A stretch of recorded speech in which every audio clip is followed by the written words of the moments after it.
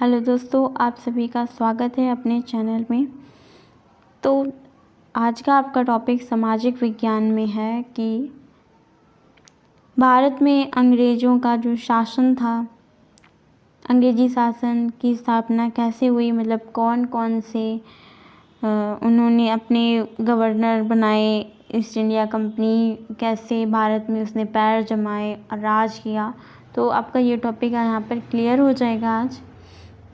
और जितना important point है, जितना भी सिलेबस में आपका पूछा गया है वो कंप्लीट हो जाएगा। तो आपको पूरी वीडियो देखनी है और आपको वीडियो हेल्पफुल लगे तो सब्सक्राइब, पहली बात तो आप चैनल सब्सक्राइब कर लें, और दूसरी बात आपको हेल्पफुल लगे तो आपको लाइक ज़रूर करना है। और फिर आपका इतना अच्छा कंटेंट है तो आपको अच्छा लगेगा पढ़कर, और आप पूरी वीडियो पढ़ें और उसके बाद आपको कमेंट करना है। आप ये सोचिए कि हम वीडियो पढ़ेंगे, हमें अच्छा लगेगा नहीं अच्छा लगेगा, हम कहेंगे कि हमारे वीडियो में हमें ये चाहिए, तो आप अपने टॉपिक को भी लिखिए, आपका टॉपिक यहाँ पे क्लियर हो जाएगा। तो चलिए बेस्ट कंटेंट के साथ हम आज का सेशन स्टार्ट करते हैं। हमारी वीडियो का उद्देश्य आप तक सारी उचित जानकारी पहुँचाना है और आपके पेपर के लिए आपको हेल्पफुल रखना है। तो चलिए फिर स्टार्ट करते हैं सेशन। लॉर्ड क्लाइव ये अंग्रेजी गवर्नर थे। इनके बारे में देखते हैं। इनका कार्यकाल कब तक रहा? 1757 से 1760 तक इनका कार्यकाल, और 1765 से 1767 तक। ठीक है, तो इनका कार्यकाल कुछ इस तरह से रहा। Lord Clive east India company द्वारा भारत में नियुक्त होने वाला प्रथम गवर्नर था। एक नाम इनको रॉबर्ट क्लाइव भी कहा जाता है, तो मत कंफ्यूज होइएगा इस बात पर। तो आपको पता है कि ये ईस्ट इंडिया कंपनी द्वारा भारत में प्रथम गवर्नर था जो नियुक्त हुआ है। तो ईस्ट इंडिया कंपनी ने 1757 में बंगाल का गवर्नर नियुक्त किया।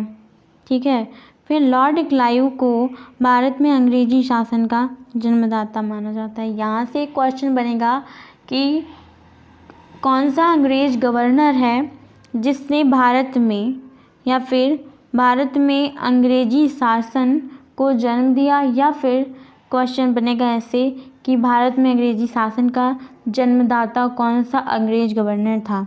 वहाँ पर आपको बहुत सारे दे दिए जाएंगे, वेलेस्ली, डलहौजी और क्लाइव, और चौथा आपको ऑप्शन दे दिया जाएगा ये सभी। तो वहाँ पर आपको लॉर्ड क्लाइव पर टिक लगा देना है। तीसरा ऑप्शन आपका सही है। तो जिसने भी तीसरा ऑप्शन सही किया होगा उसका सही रहेगा। चलते हैं मुख्य घटना और कार्य। कौन कौन सी मुख्य घटनाएं हुई?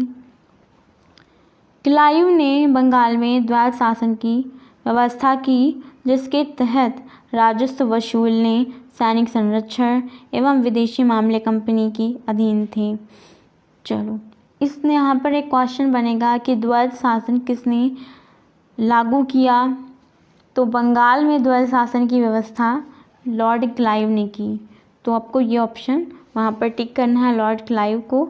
और फिर आपको ये पॉइंट लीनियर क्वेश्चन आएगा तो एक लाइन में आपको लिखना पड़ेगा, तो आप लिख भी सकते हैं यहाँ से।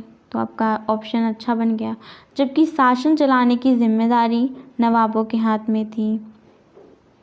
नवाबों के हाथ में शासन की जिम्मेदारी थी, वहाँ पर द्वैध शासन लगा था। ईस्ट इंडिया कंपनी बहुत ही होशियार थी, वो सब चीज़ अपने अंदर में रखकर भी दूसरों के हाथ में ऐसा लगे कि दिए हुए हैं। चलिए, क्लाइव के बाद द्वैध शासन के दौरान वेरेस्ट 1767 से 1769 और कार्टियर 1769 से 1772 बंगाल के गवर्नर हैं। तो वेरेस्ट और कॉर्टियर भी बंगाल के गवर्नर रहे। 1757 का प्लासी का युद्ध आप पढ़ चुके हैं इससे पहले। इस पॉइंट को ना पढ़े हो तो आप इससे पहले वाली वीडियो पढ़ लीजिएगा। बैटल ऑफ प्लासी, ठीक है, बी क्लाइव के नेतृत्व में लड़ा गया। फिर यहाँ पर क्वेश्चन बनेगा प्लासी का युद्ध किस अंग्रेज गवर्नर के नेतृत्व में लड़ा गया? तो लॉर्ड क्लाइव के नेतृत्व में लड़ा गया, ये आपका आंसर होगा। अगले जो हैं आपके वारेन हेस्टिंग हैं, अंग्रेज गवर्नर। तो वारेन हेस्टिंग पर इनका कार्यकाल कब तक रहा? 20 अक्टूबर से 1773 तक। 1 फरवरी 1785 तक इन्होंने 20 अक्टूबर 1773 से 1 फरवरी 1785 तक इनका कार्यकाल रहा। इनकी दौरान क्या मुख्य घटना हुई, कौन सा कार्य हुआ, देखते हैं। 1773 में रेगुलेटिंग एक्ट के द्वारा वारेन हेस्टिंग को बंगाल का प्रथम गवर्नर जनरल बनाया गया। रेगुलेटिंग एक्ट के द्वारा किसको बनाया गया? वारेन हेस्टिंग को। यहाँ से एक क्वेश्चन बनेगा कि रेगुलेटिंग एक्ट के तहत बंगाल का प्रथम गवर्नर जनरल किसे बनाया गया? वहाँ पर आपको ऑप्शन दिया जाएगा रॉबर्ट क्लाइव, नंबर दूसरा वेलेस्ली, नंबर तीसरा डलहौजी और नंबर चौथा वारेन हेस्टिंग। तो आपको वहाँ पर रेगुलेटिंग एक्ट के तहत वहाँ पर वारेन हेस्टिंग को टिक लगाना है, जो सही रहेगा, जिसने बंगाल में द्वैध शासन को समाप्त कर दिया। और एक क्वेश्चन बनेगा कि बंगाल में द्वैध शासन को किसने समाप्त किया? तो वहाँ पर आपका ऑप्शन सही रहेगा कि कौन सा ऑप्शन सही रहेगा? अभी आप जो पढ़ रहे हैं वही ऑप्शन सही रहेगा। देखिए लिखा हुआ है वारेन हेस्टिंग, ठीक है। ये देखिए यहाँ पर आपका क्लियर कर दिया गया है वारेन हेस्टिंग। रेगुलेटिंग एक्ट के द्वारा वारेन हेस्टिंग को बंगाल का प्रथम गवर्नर जनरल बनाया गया, जिसने द्वैध शासन को समाप्त किया। प्रत्येक जिले में फौजदारी द्वारा तथा दीवानी अदालतों की स्थापना की। तो अब हर जिले में फौजदारी और दीवानी अदालतें भी बनी। हेस्टिंग के समय रेगुलेटिंग एक्ट के तहत 1774 में कलकत्ता में उच्च न्यायालय की स्थापना की गई। हाई कोर्ट बना, और सबसे पहले हाई कोर्ट कहाँ बना? कलकत्ता में बना। ये क्वेश्चन इम्पॉर्टेंट है कि सर्वप्रथम भारत में हाई कोर्ट कहाँ बना? तो वो कलकत्ता में बना। हेस्टिंग ने बंगाली ब्राह्मण नंद कुमार पर झूठा आरोप लगाकर न्यायालय से फांसी की सज़ा दिलवाई। तो हेस्टिंग ने बहुत ही गलत कहा जाए तो काम किया, झूठा आरोप लगवाकर फांसी दिलवा दी। सोचिए, प्रथम और द्वितीय आंग्ल मराठा युद्ध वारेन हेस्टिंग के समय ही लड़ा गया। तो ये यहाँ से दूसरा क्वेश्चन बनेगा कि आंग्ल मराठा युद्ध किस अंग्रेज गवर्नर के समय में लड़ा गया? तो यहाँ पर आंसर हो जाएगा वारेन हेस्टिंग के समय में। प्रथम आंग्ल मराठा युद्ध 1775 से 1782 ईस्वी में जो सलबाई की संधि से समाप्त हुआ। तो देखिए सलबाई की संधि से समाप्त हो गया प्रथम आंग्ल मराठा युद्ध, है ना। द्वितीय आंग्ल मैसूर युद्ध जो मंगलौर की संधि के द्वारा समाप्त हुआ। तो प्रथम सलबाई की संधि और द्वितीय आंग्ल मैसूर युद्ध मंगलौर की संधि के द्वारा समाप्त हुआ। ये तो आपको समझ में आ गया होगा पॉइंट। हेस्टिंग्स के समय में 1784 ईस्वी को एशियाटिक सोसाइटी ऑफ बंगाल की स्थापना हुई। क्वेश्चन वहाँ से ये बनेगा कि हेस्टिंग के समय किस सोसाइटी की स्थापना हुई? आपको वहाँ पर टिक लगाना है, एशियाटिक सोसाइटी ऑफ बंगाल की स्थापना हुई। हेस्टिंग के समय में ही बोर्ड ऑफ रेवेन्यू, है ना, BOR जिसको कहेंगे, की स्थापना हुई। हेस्टिंग ने 1781 में कलकत्ता में प्रथम मदरसा की स्थापना की।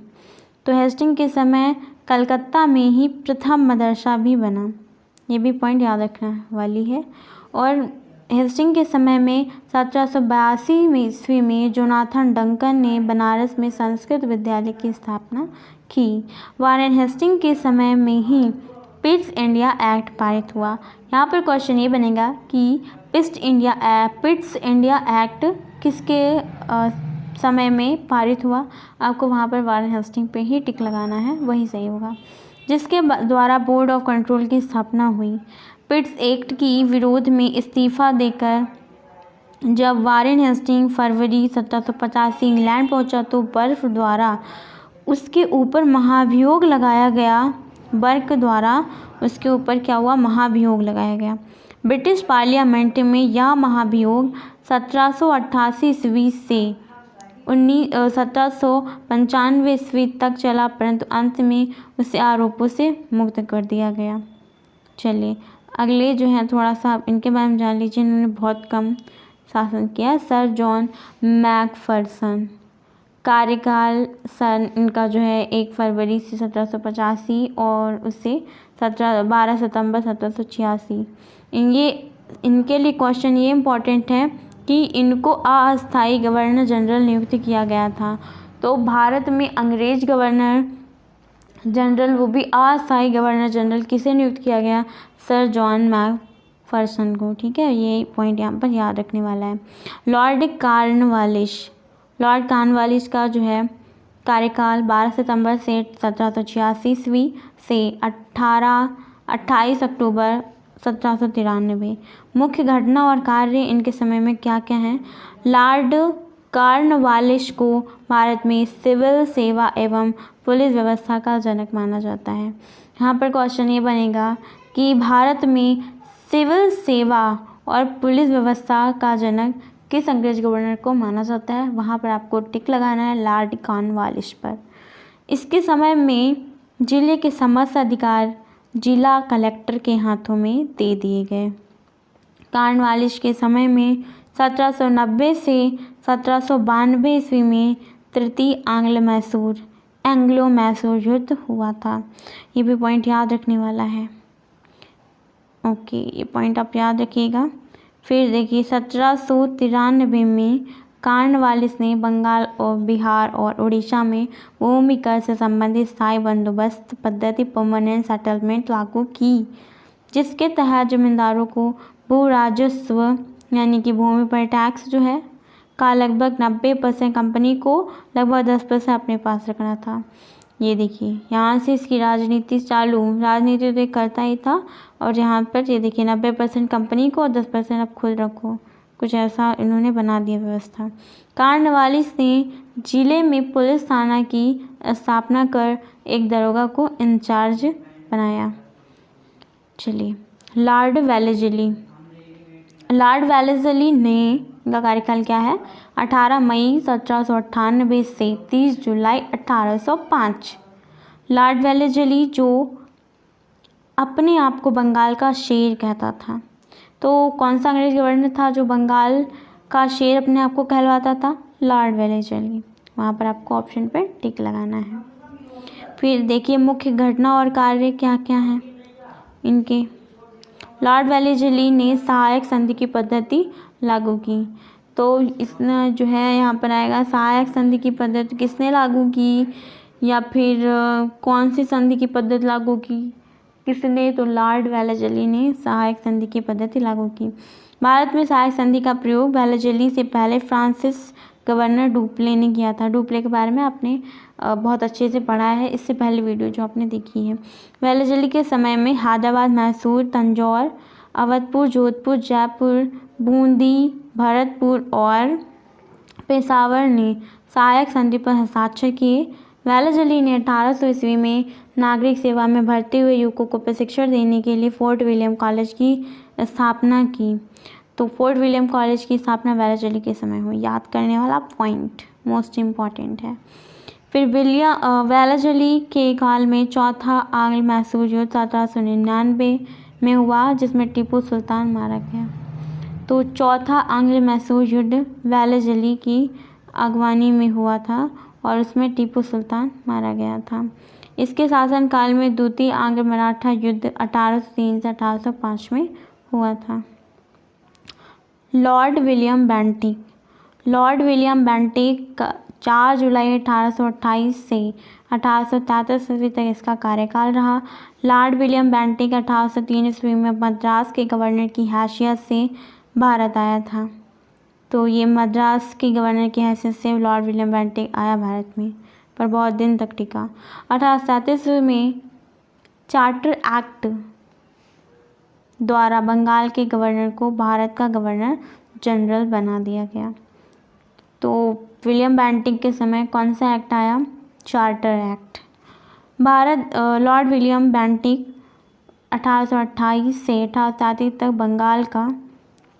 बंगाल के गवर्नर एवं 1835 तक भारत का गवर्नर जनरल रहा, जिसे विलियम कैवेंडिश बेंटिंक के नाम से भी जाना जाता है। आ जाए कि लॉर्ड विलियम बेंटिक का उपनाम क्या है, तो वहाँ पे आपको विलियम कैवेंडिश बेंटिक पर टिक लगाना है। मुख्य घटना और कार्य क्या हुए देख लेते हैं। लॉर्ड विलियम बेंटिक के शासन काल में कोई युद्ध नहीं हुआ। इसका शासनकाल शांति का काल रहा था। तो लॉर्ड विलियम बेंटिक ने 1829 में राजा राममोहन राय की सहायता से सती प्रथा पर प्रतिबंध लगा दिया। एक अच्छा कार्य ये तो किया इसने, मानना पड़ेगा। इसके बाद उसने शिशुवध पर भी प्रतिबंध लगाया। बहुत अच्छा काम चलिए कर डाला। बेंटिक के कार्यकाल में देवी देवताओं को नर बलि देने की प्रथा का भी अंत कर दिया। चलिए कुछ अच्छा काम किया। भारत का गवर्नर जनरल फिर देखते हैं कौन बना।